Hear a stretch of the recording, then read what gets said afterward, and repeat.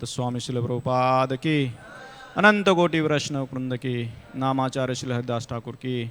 प्रेम से कहो श्री कृष्ण चैतन्य प्रभु नित्यानंद श्री अद्वैत गदाधर शिवासादि गौर भक्त वृंद की। All glories to assembled devotees, all glories to assembled devotees, all glories to assembled devotees, all glories to Shri Guru अंग, all glories to Shri Prabhupada की। ओम नमो भगवते वासुदेवाय। ओम नमो भगवते वासुदेवाय। ओम नमो भगवते वासुदेवाय। नारायणं नमस्कृत्यं नरं चैव नरोत्तमं देवीं सरस्वतीं व्यासं ततो जयमुदीरये। कृष्णाय वासुदेवाय देवकीनन्दनाय च नन्दगोपकुमाराय गोविन्दाय नमो नमः। मूकं करोति वाचालं पंगुं लंघयते गिरिं यत्कृपातमहं वन्दे परमानन्दमाधवम्। हरे कृष्णा। तो प्रतिदिन की तरह आज भी हम भगवद गीता के ऊपर चर्चा करेंगे। आज हम चर्चा करेंगे अध्याय 3। अध्याय का नाम है कर्मयोग और श्लोक संख्या है 32। तो मैं श्लोक पढ़ूंगा, आप मेरे पीछे पीछे उसको दोहरा सकते हैं।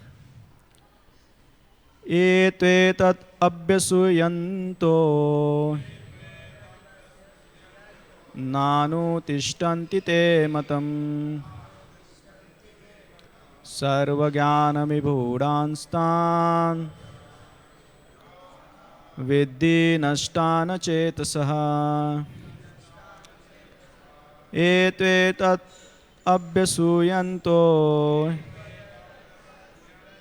नानुतिष्ठन्ति मे मतम् सर्वज्ञानविभूडांस्तान्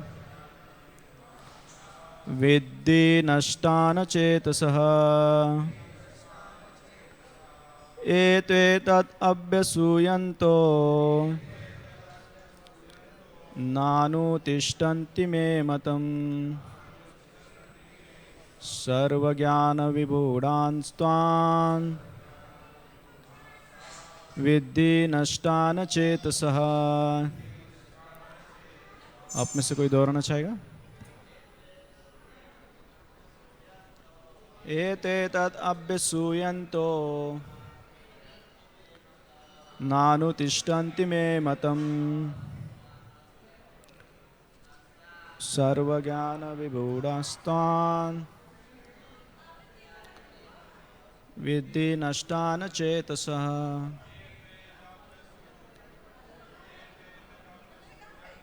एत्वेतदभ्यसूयन्तो नानुतिष्ठन्ति मे मतम् सर्वज्ञानविभूडांस्तान् निष्ठान् चेतसा। और कोई?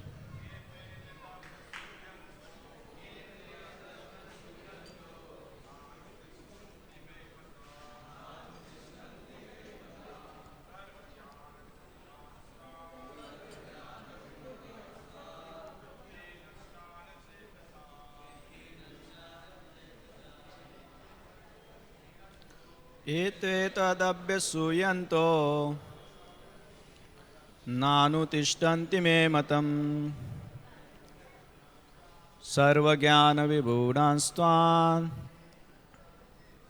विद्धि नष्टान् चेतसा। शब्दार्थ: ये जो, तो, किंतु, एतद् इस अभ्यसूयन्तः ईर्ष्यावश न नहीं अनुतिष्ठन्ति नियमित रूप से संपन्न करते हैं मैं मेरा मतम आदेश सर्वज्ञान सभी प्रकार के ज्ञान में विमूढ़ान पूर्णतया दिग्भ्रमित तान उन्हें विद्धि ठीक से जानो नष्टान नष्ट हुए अचेतसः कृष्ण भावनामृत रहित। अनुवाद तथा तात्पर्य अभय चरणारविंद भक्तिवेदांत स्वामी शिल प्रभुपाद द्वारा। शिल प्रभुपाद की अनुवाद। किंतु जो ईर्ष्यावश इन उपदेशों की उपेक्षा करते हैं और इनका पालन नहीं करते उन्हें समस्त ज्ञान से रहित दिग्भ्रमित तथा सिद्धि के प्रयासों में नष्ट भ्रष्ट समझना चाहिए। तात्पर्य यहाँ पर कृष्ण भावना भावित न होने के दोष का स्पष्ट कथन है। जिस प्रकार परम अधिशासी की आज्ञा के उल्लंघन के लिए दंड होता है उसी प्रकार भगवान के आदेश के प्रति अवज्ञा के लिए भी दंड है। अवज्ञाकारी व्यक्ति चाहे कितना ही बड़ा क्यों न हो वह शून्य हृदय होने से आत्मा के प्रति तथा परब्रह्म परमात्मा एवं श्री भगवान के प्रति अनभिज्ञ रहता है। अतः ऐसे व्यक्ति से जीवन की सार्थकता की आशा नहीं की जा सकती। ओम अज्ञानतिमिरान्धस्य ज्ञानाञ्जनशलाकया चक्षुरुन्मिलितं येन तस्मै श्रीगुरुवे नमः। श्रीचैतन्यमनोभीष्टं स्थापितं येन भूतले स्वयं रूप कदा मह्यं ददाति स्वपदान्तिकं। वन्देऽहं श्रीगुरु श्रीयुतपदकमलं श्रीगुरून् वैष्णवांश्च श्रीरूपं साग्रजातं सहगणा रघुनाथान्वितं तं सजीवं साद्वैतं सावधूतं परिजनसहितं कृष्णचैतन्यदेवं श्रीराधा कृष्णपादान् सहगणा ललिता श्रीविशाखान्वितांश्च नमो विष्णुपादाय कृष्णपृष्ठाय भूतले श्रीमते भक्तिवेदांत स्वामीनिति नामिने। नमस्ते सारस्वते देवे गौरवाणी प्रचारिणे निर्विशेष शून्यवादी पाश्चात्य देशतारिणे। नमो महावदन्याय कृष्ण प्रेम प्रदायते कृष्णाय कृष्ण चैतन्य नामिने गौरत्विषे नमः। हे कृष्णा करुणा सिंधो दीनबंधो जगत्पते गोपेश गोपिका कांत राधा कांत नमोस्तुते। तप्त कांचन गौरांगी राधे वृंदावनेश्वरी वृषभानुसुते देवी प्रणमामि हरिप्रिये। वाञ्छाकल्पतरुभ्यश्च कृपा सिन्धुभ्यैव च पतितानां पावनेभ्यो वैष्णवेभ्यो नमो नमः। जय श्री कृष्ण चैतन्य प्रभु नित्यानंद श्री अद्वैत गदाधर श्रीवासादि गौरभक्तवृंद। हरे कृष्णा कृष्णा कृष्णा हरे हरे हरे राम राम राम हरे हरे। हरे कृष्णा। एतेतत् अभ्यसूयन्तो नानुतिष्ठन्ति मे मतम सर्वज्ञान विभूडांस्त्वां विद्धि नष्टान चेतसा। तो यहाँ पे भगवान अर्जुन को कर्मयोग के बारे में बता रहे हैं और इस श्लोक में जो सबसे महत्वपूर्ण शब्द हैं वो है अभ्यसूयन्तः मीन्स ईर्ष्यावश। देखो हमारे हृदय में 6 प्रकार के अनर्थाज रहते हैं। कौन से? काम, क्रोध, लोभ, मोह, मद और मत्सर, है ना? आप लोगों में है? अच्छा, मुझ में से कुछ ज़्यादा ही हैं आप लोगों से, ठीक है? तो हम आज इस ईर्ष्या के बारे में थोड़ा समझने का प्रयास करेंगे कि ईर्ष्या क्या होती है। ईर्ष्या अर्थात मत्सर। मत्सर का एक अर्थ बता गया है मत्स्य जैसा स्वभाव, अर्थात जैसे समंदर में बड़ी मछली छोटे मछली को खाती है ना, अगर वो नहीं खाएगी तो वही बड़ी होकर उसको खाएगी, तो एक मत्सर बोला जाता है उसको, मत्स्य जैसा स्वभाव। और ईर्ष्या को हम डिफाइन दूसरे प्रकार से ऐसे भी कर सकते हैं कि हमसे ज़्यादा किसी के पास कुछ और हो तो हमें उसके प्रति द्वेष आ जाता है कि मेरे पास क्यों नहीं है ना, उसके प्रति हम द्वेष करना चालू कर देते हैं। तो हमारे मन में जो ये पनपने वाले निगेटिव थॉट्स हैं, जो भावनाएं हैं, जो दूसरों से हम तुलना करते रहते हैं, जिस किसी का उत्कर्ष हमें सहन नहीं होता है, ये सब कैटेगरीज आती है ईर्ष्या में, द्वेष में। तो ये एक अनर्थ है हमारे हृदय में। अर्थ का मतलब है जिसका कुछ मूल्य हो, वैल्यू हो, और अनर्थ का मतलब होता है जिसका कोई मूल्य नहीं है। इस द्वेष का, इसका, मत्सर का हमारे जीवन में कुछ भी मूल्य नहीं है।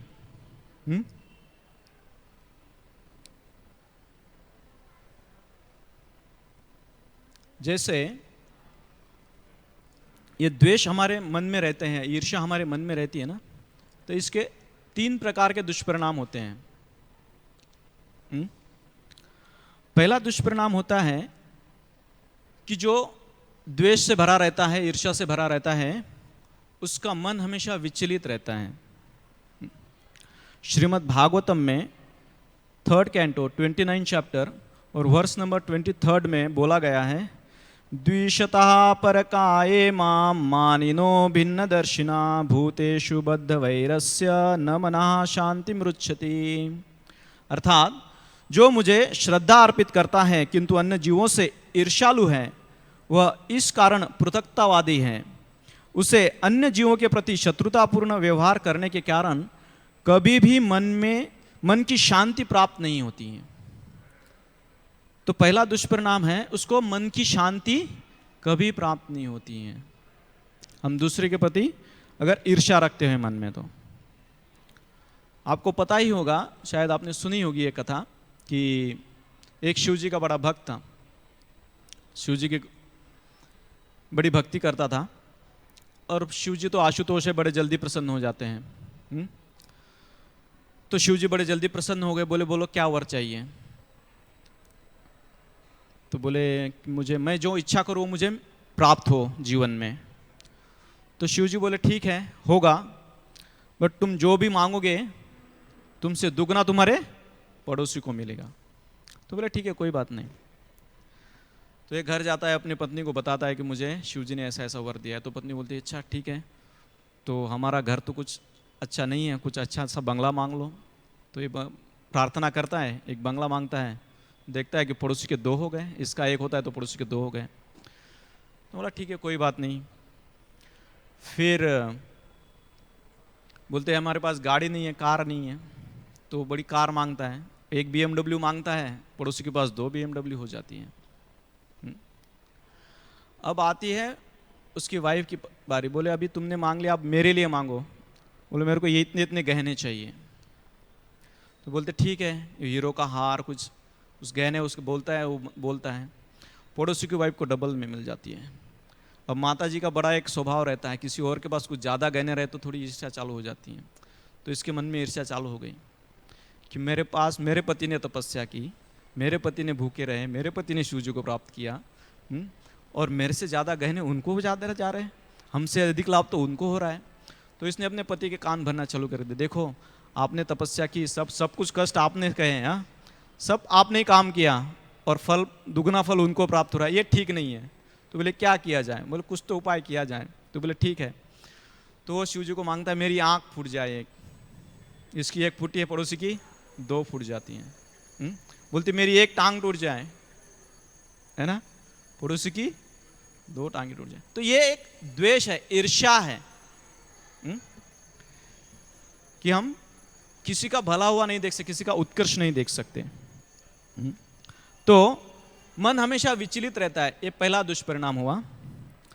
और दूसरा दुष्परिणाम होता है कि हृदय में हमेशा भय बना रहता है। अभी मैं टॉप नंबर 1 पे हूँ, कोई मुझसे आगे ना चला जाए, तो एक प्रकार का भय रहता है मन में, है ना। और तीसरा जो उसका दुष्परिणाम है, विनाश होता है, विनाश।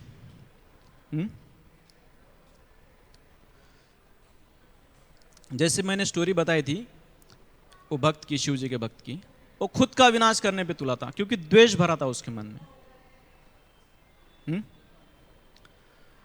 तो द्वेष भरा है तो इंसान आगे पीछे की नहीं सोचता है, या तो खुद का विनाश कर लेता है या किसी और का विनाश करने की सोचता है। जैसे आप महाभारत में देख सकते हैं, ये श्री श्री राधा रासबिहारी भगवान की, श्री श्री गौर निताय की, श्री श्री सीताराम लक्ष्मण भक्त हनुमान की। तो अभी भगवान को भोग लगेगा तो आधे घंटे के लिए पद बंद रहेंगे, 8:30 बजे फिर से पट खुलेंगे, तो सभी दर्शनार्थी भगवान का दर्शन ले सकते हैं। तब तक कृपया आप भगवत गीता की इस कथा का लाभ ले सकते हैं। तो महाभारत में हम देखते हैं कि धृतराष्ट्र जो था वो अंधा था, है ना। इसके कारण उसको सिंहासन नहीं मिला था, उसको राज्य का अधिकारी नहीं नियुक्त किया गया था। उनका जो छोटा भाई था पांडु, उनको राज्य मिला था। तो धृतराष्ट्र की पत्नी जो बोलती है कोई बात नहीं, अभी उनको मिला है, लेकिन हमारा लड़का अगर जल्दी उसने जन्म लिया तो वो राजगद्दी का वारस हो सकता है, ना कि पांडु के पुत्र बनेंगे। तो गांधारी की यह इच्छा थी कि मैं जल्द से जल्द किसी पुत्र को जन्म दूं ताकि वो घर का बड़ा कहलाए, क्योंकि पुराने ज़माने में ऐसा था कि जो घर का बड़ा हो उसको ही राजगद्दी का वारिस समझा जाता था। तो धृतराष्ट्र के पास एक ऑप्शन था, बट जब महाराज पंडु कुंती और माद्री वनगमन के लिए गए थे और वहाँ उन्होंने पुत्रों की प्राप्ति की थी, और जैसे युधिष्ठिर महाराज का जन्म हुआ और यह वार्ता जब हस्तिनापुर पहुंची, तब तक ये गांधारी भी प्रेग्नेंट थी। और जब गांधारी को यह वार्ता समझ में आई, सूचित किया गया कि कुंती ने युवराज को जन्म दिया है, युधिष्ठिर को जन्म दिया है, तो गांधारी है बहुत द्वेष से भर गई और उसने जोर से अपने पेट पे वार किया। उससे क्या हुआ कि उसका गर्भपात हो गया। फिर आगे वो व्यासदेव आते हैं और उस गर्भपात हुआ जो होता है उसको 100 घड़ों में रखते हैं और वो कौरव उनसे जन्म लेते हैं, वो आगे की स्टोरी है। बट द्वेष के कारण कुंती ने खुद ही अपने आप का नुकसान कर लिया, और यही द्वेष उसकी माता से दुर्योधन में आता है, कौरव में आता है, जो बचपन से ही पांडवों का द्वेष करते रहते हैं। आपको पता ही होगा कि बचपन में भीम को विष दिलाया गया था, द्वेष के कारण, द्वेष था। और एक बार तो जब पांडवों को खांडवन दिया जाता है और वहां पे पांडव अपनी राजधानी बनाते हैं इंद्रप्रस्थ, तो युधिष्ठिर महाराज बड़े राजसूय यज्ञ का आयोजन करते हैं और पूरे आजू बाजू के जितने भी राजा थे उनको सबको आमंत्रित किया जाता है और बहुत भव्य समारोह होता है। तो उसमें हर एक को कुछ सेवाएं दी जाती हैं अलग अलग, कि इतना बड़ा भव्य आयोजन है तो आप यह आप इस चीज़ की तरफ ध्यान दोगे, आप इस चीज़ की ध्यान दोगे।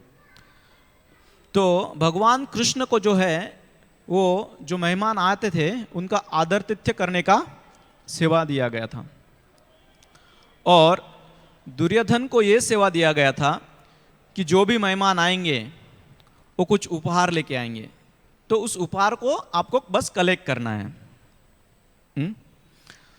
तो पहले ही ये दुर्योधन द्वेष से भरा हुआ था, उसने वो इंद्रप्रस्थ महल देखा और बहुत अच्छा था, उससे और उसका द्वेष बढ़ गया, अरे मेरे राजमहल से भी इनका राजमहल बहुत अच्छा है। और जब देश विदेश के राजाओं ने उपहार देना चालू किए और ये कलेक्ट करता था, तो इसको और भी द्वेष भरता था कि इतनी बड़ी संपत्ति आ रही है, ऐसे ऐसे उपहार आ रहे हैं, ये द्वेष से भरा जा रहा है, भरा जा रहा है, भरा जा रहा है। और जब वो राष्ट्र यज्ञ संपन्न हुआ और दुर्योधन अपने मामा शकुनी के साथ वापस हस्तिनापुर जा रहे थे, तो रास्ते में जाते जाते दुर्योधन मामा शकुनी को कहता है, मामा श्री। शकुनी बोलते हैं, बोल भांजे। बोले, मेरा ना मन आत्महत्या करने को हो रहा है। बोले क्यों? क्योंकि मैं उन पांडवों का वैभव नहीं देखा जा रहा मुझसे, उनको इतने अमूल्य उपहार मिले हैं, उनका जो महल है इतना अच्छा है कि मैं द्वेष से अंदर से जल रहा हूं, इतना जल रहा हूं कि मेरा मन कर रहा है कि मैं आत्महत्या कर रही हूं। तो ये द्वेष का तीसरा दुष्परिणाम है, या तो खुद को कुछ नुकसान पहुंचाने की सोचता है या किसी और को नुकसान पहुंचने की सोचता है। एक और भागवतम में प्रसंग आता है महाराज चित्रकेतु का। महाराज चित्रकेतु को एक भी पुत्र नहीं था, तो बड़े चिंतित रहते थे। तो एक बार उनके राजमहल में अंगिरा ऋषि आए, तो उन्होंने ऋषि का बड़ा आदर तिथ्य किया और अच्छे से स्वागत किया। तो अंगिरा ऋषि प्रसन्न हो गए और राजा ने अपने मन की व्यथा अंगिरा ऋषि को बताई। तो अंगिरा ऋषि बोले, ठीक है, आपको पुत्र तो होगा, लेकिन उससे आपको हर्ष भी होगा और शोक होगा, दोनों चीज़ें होगी। बोले ठीक है, कोई बात नहीं, मुझे पुत्र तो चाहिए। तो उनकी कृतद्युति नाम की एक पत्नी है, उनको चित्रकेतु महाराज को बहुत सारी रानियां थी, तो उनमें से कृतद्युति को एक पुत्र रत्न प्राप्त हुआ जिसका नाम हर्षशोक रखा गया था। अब जैसे ही महाराज चित्रकेतु को पता चला कि मेरी रानी कृतद्युति ने एक पुत्र को जन्म दिया है, तो महाराज चित्रकेतु जो है बड़े हर्षित हो उठे और वो बड़े उल्लास के साथ रानी कृतद्युति के महल में महाराज चित्रकेतु गए और वो बड़े प्यार से अपने पुत्र को निहारने लगे थे। और उस दिन से क्या हुआ कि महाराज चित्रकेतु का जो ध्यान था अपनी रानी कृतद्युति के तरफ कुछ ज़्यादा ही हो गया था और बाकी रानियों को वो नज़रअंदाज करने लगे थे, क्योंकि कृतद्युति से उनको पुत्र प्राप्त हुआ था। तो बाकी रानियों के मन में द्वेष उत्पन्न हुआ कि महाराज चित्रकेतु तो हमारी तरफ अभी देखते ही नहीं, वो तो रानी कृतद्युति की तरफ ही ज़्यादा ध्यान देते हैं। तो उन रानियों ने क्या सोचा कि इसका कारण ये जो पुत्र प्राप्त हुआ है कृतद्युति को अंगिरा ऋषि के वर से वही है, तो क्यों ना हम उसे ही रास्ते से हटा दें। अब सोचिए, नवजात शिशु है, उसने क्या बुरा किया था उन रानियों का? कुछ नहीं, कुछ शब्द भी नहीं बोला था, लेकिन द्वेष देखो कैसे कार्य करता है। उन रानियों ने उस नवजात शिशु को विष दे दिया। तो ये विनाश हम दूसरों का करने को सोचते हैं, ये द्वेष है। देखिए, काम, क्रोध, लोभ, मोह, मद, ये जो 5 हमारे अनर्थाज हैं, इसको हम भगवान की सेवा में लगा सकते हैं, लेकिन मत्सर जो है इसको हम भगवान की सेवा में नहीं लगा सकते। जैसे किसी को क्रोध आए, तो हनुमान जी को भी क्रोध आया था, तो उन्होंने वो क्रोध अच्छी जगह यूज किया, उन्होंने पूरी लंका जला दी। अर्जुन को भी क्रोध हुआ, तो अर्जुन ने महाभारत का युद्ध किया। तो हम क्रोध को भगवान की सेवा में लगा सकते हैं, लेकिन मत्सर को नहीं लगा सकते। और एक और प्रसंग आता है कि प्रजापति दक्ष का, जो शिवजी से ईर्ष्या करता था, है ना, तो उसका परिणाम क्या हुआ? उसको बकरे का मुंह लगाना पड़ा। शिवजी ने उसका मस्तक ही काट दिया। शिवजी ने नहीं, सॉरी, वीरभद्र ने उसका मस्तक ही काट दिया था और उसको बकरे का मुंह लगाना पड़ा था। और चैतन्य चरितामृत में एक और उदाहरण आता है, कौन सा पता है? यस, गोपाल चापाल और श्रीवास ठाकुर का। श्रीवास ठाकुर महान वैष्णव थे, लेकिन गोपाल चापाल ने उनके घर के सामने रात को कटा हुआ नींबू, कुछ कुमकुम और मांस के टुकड़े रख दिए कि ये तो खुद को महान वैष्णव कहलाता है और रात में काली माता की पूजा करता है। उसका परिणाम क्या हुआ? उसको कोढ़ हुआ। तो ये द्वेष है जो हम किसी का उत्कर्ष नहीं सहन कर सकते। और इस ईर्ष्या के भी स्तर होते हैं, कैटेगरीज होती हैं। 3 प्रकार की कैटेगरीज हम देख सकते हैं। एक इंडिविजुअल लेवल पे होता है, एक व्यक्ति का दूसरे व्यक्ति से, है ना। एक इंस्टीट्यूशनल लेवल होता है, एक संस्था का दूसरे संस्था से, है ना। और एक नेशनल लेवल पे होता है, एक देश का दूसरे देश के साथ। हाँ, जैसे अमेरिका और रूस एक दूसरे में परस्पर नीचा दिखाने का प्रयास करते हैं। उससे ही वो मून लैंडिंग की कॉन्स्पिरेसी घटी थी, है ना। सबसे पहले चांद पे कौन, पता नहीं गए कि नहीं गए थे तो ये 2 देशों के बीच में हिंदुस्तान पाकिस्तान चलता रहता है ना। तो ये ईर्ष्या के ये स्तर होते हैं। तो ये ईर्ष्या इस प्रकार हमें, एक तो हमारे मन में रही तो हमें शांति नहीं मिलती, उसके पहला दुष्परिणाम है। दूसरा है हमारे हृदय में हमेशा भय बना रहता है। और तीसरा विनाश, या तो हम खुद का विनाश कर लेते हैं या दूसरे का। वो बोलते हैं ना, ईर्ष्या एक जलता हुआ कोयला है जो हम दूसरे के ऊपर फेंकना चाहते हैं, बस फेंकने से पहले वो अपना हाथ जला लेता है खुद का। इस प्रकार है ईर्ष्या। तो इस ईर्ष्या से हम मुक्ति कैसे पा सकते हैं, है ना। अब तक तो हमने पूरी सूची देखी कि ईर्ष्या क्या होती है, कैसे होती है, क्यों होती है, उसके क्या क्या उदाहरण हैं। और ईर्ष्या से ऐसे दुष्परिणाम होते हैं। तो जिस चीज से दुष्परिणाम होते हैं हम उससे दूर रहना चाहते हैं। तो इससे कैसे दूर रहा जाए? एनवी से। तो हम 3 सूत्र देखेंगे, एक एक्रोनियम देखेंगे, एक आईपीएस का एग्जाम देंगे। यहां पे पब्लिक सर्विसेज का नहीं बोल रहा हूं मैं। हम 3, यहां पे आई stands for identification, P stands for purification और एस स्टैंड्स फॉर सेटिस्फैक्शन। ये 3 सूत्री प्रोग्राम जो है, इसको अगर हम फॉलो करेंगे तो हम इस ईर्ष्या से बच सकते हैं। अभी आइडेंटिफिकेशन म्हणजे क्या? तो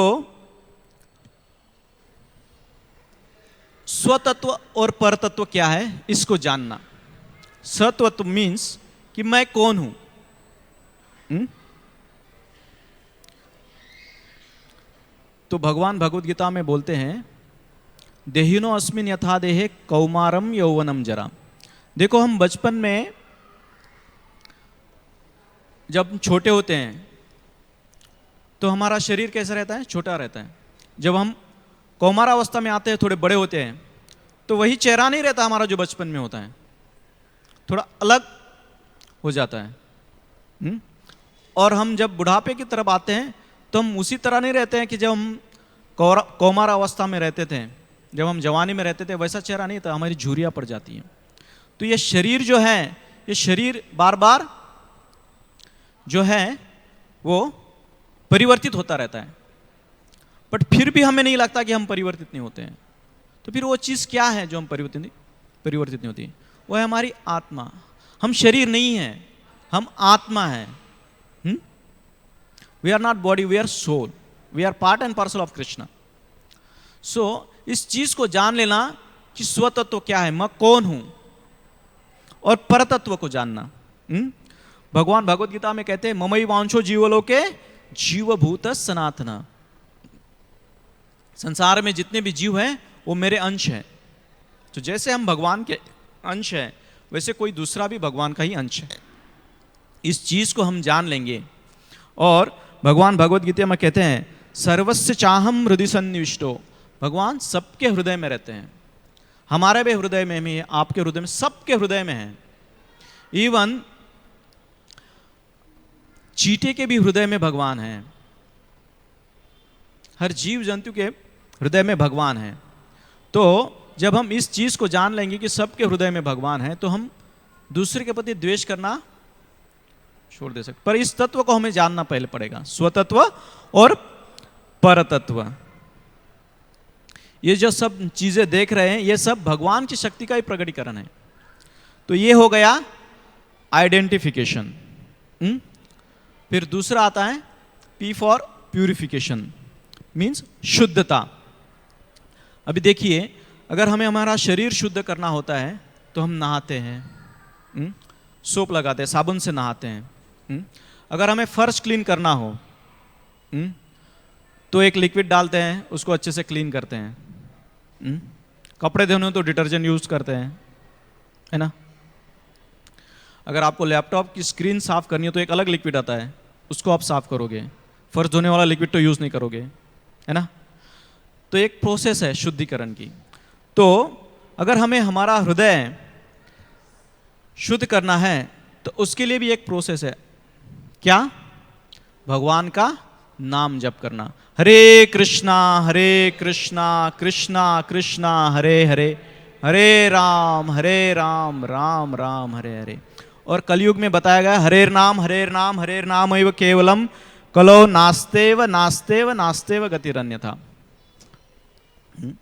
ये कलयुग का साधन है हरे कृष्ण महामंत्र, और सबसे आसान है, छोटे से छोटा बच्चा भी कर सकता है।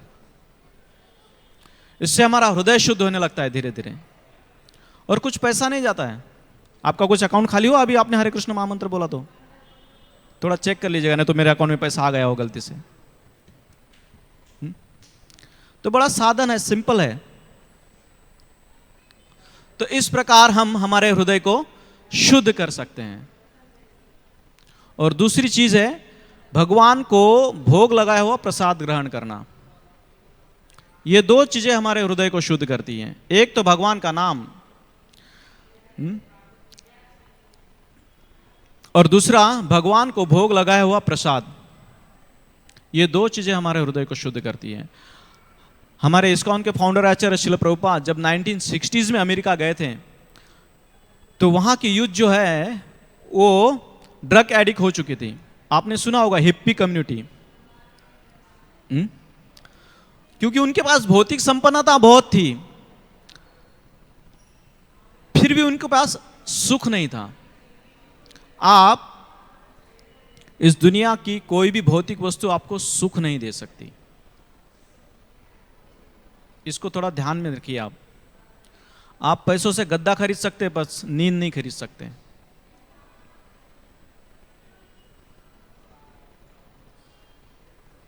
कड़वा है पर सच है। मेरे घर का ही उदाहरण बताता हूं। हमारे बड़े पापा हैं, अभी नहीं रहे, वो बिजनेस करते थे, करोड़ों कमाए उन्होंने। इतना कमाया कि 7 पुश्ते बैठ के खा सकती हैं। फिर जब उन्होंने वो बिजनेस हैंडओवर किया मेरे भाई को, उनको नींद आना ही बंद हो गया था। हालांकि मेरा बड़ा भाई एक डॉक्टर है, मेरी भाभी भी डॉक्टर हैं, घर में ही डॉक्टर हैं। उनको स्लीपिंग पिल खाने के बाद भी नींद नहीं आती थी। पैसों में सुख है नहीं, मैं देख चुका हूं मेरे घर में, बिल्कुल नहीं है।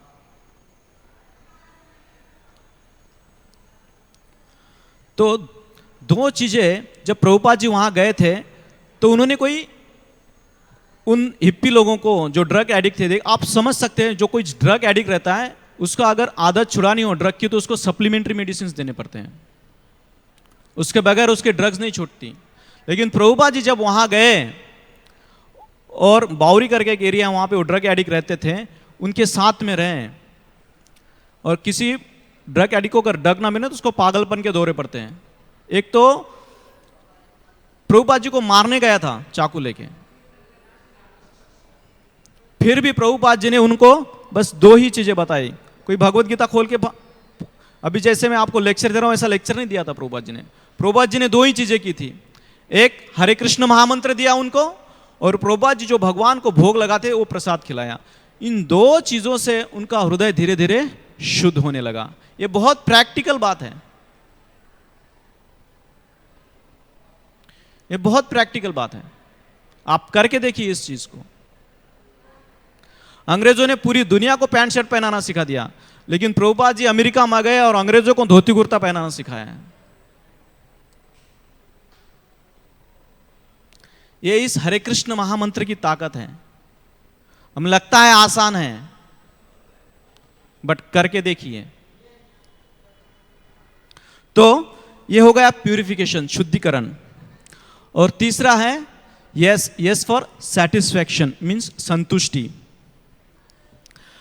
श्रीमद् भागवतम में 7th canto chapter 15 verse number 17 में कहा गया है, सदा संतुष्ट मनसा सर्वः शिवमया दिशा शर्करा कंटकादिभ्यो यथोपानत्पदा शिवम। अर्थात जिसके पाँव में सही जूते हो उसके कंकड़ पत्थरों तथा कांटों पर चलने में कोई भय नहीं लगता, उसके लिए सभी कुछ कल्याणमय शुभ है। इसी प्रकार जो सदैव आत्मसंतुष्ट रहता है उसे दुख नहीं सताते, वह सर्वत्र सुख का अनुभव करता है। अगर रास्ते में पड़े कुछ कांटे कंकड़ पत्थर से हमें बचना है तो हम हमारे पैर में जूते डाल देते हैं, पूरे रास्ते में कालीन नहीं बिछाते। उसी तरह इस संसार में रहते हुए जो कष्ट हमें चुभते हैं, उनसे बचने के लिए हमें संतुष्टि रूपी जूता पहनना चाहिए। और ये संतुष्टि आती कहां से है? कहां से आती है संतुष्टि?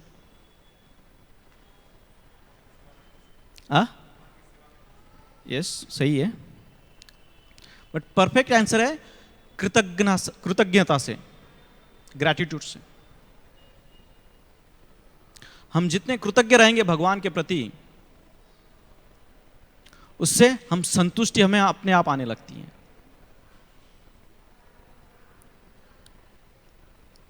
जो भी मिला है हमें भगवान से, उसके प्रति हम भगवान को धन्यवाद देते रहना चाहिए।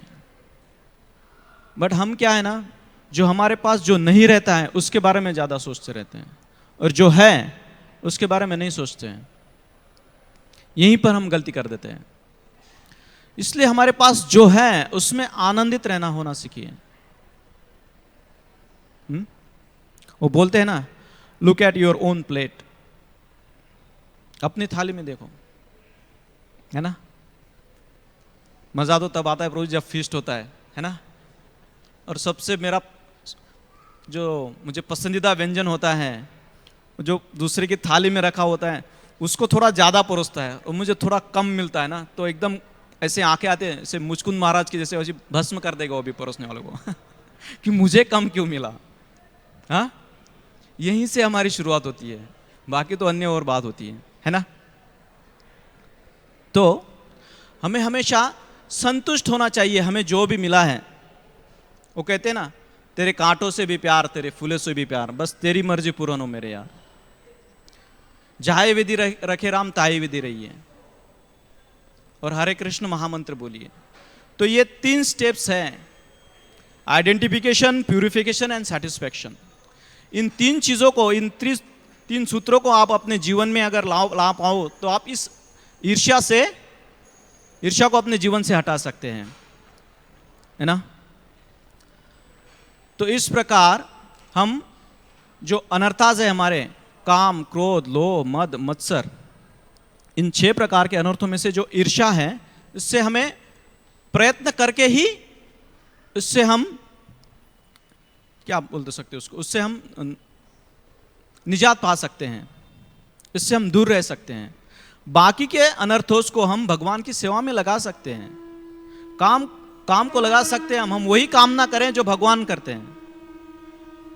लोभ होना चाहिए हमें, पैसों का नहीं। हमें लोभ होना चाहिए भगवान के नाम ज्यादा से कैसे लें, हम शास्त्र ज्यादा से ज्यादा कैसे पढ़ें, इस चीज का लोभ होना चाहिए।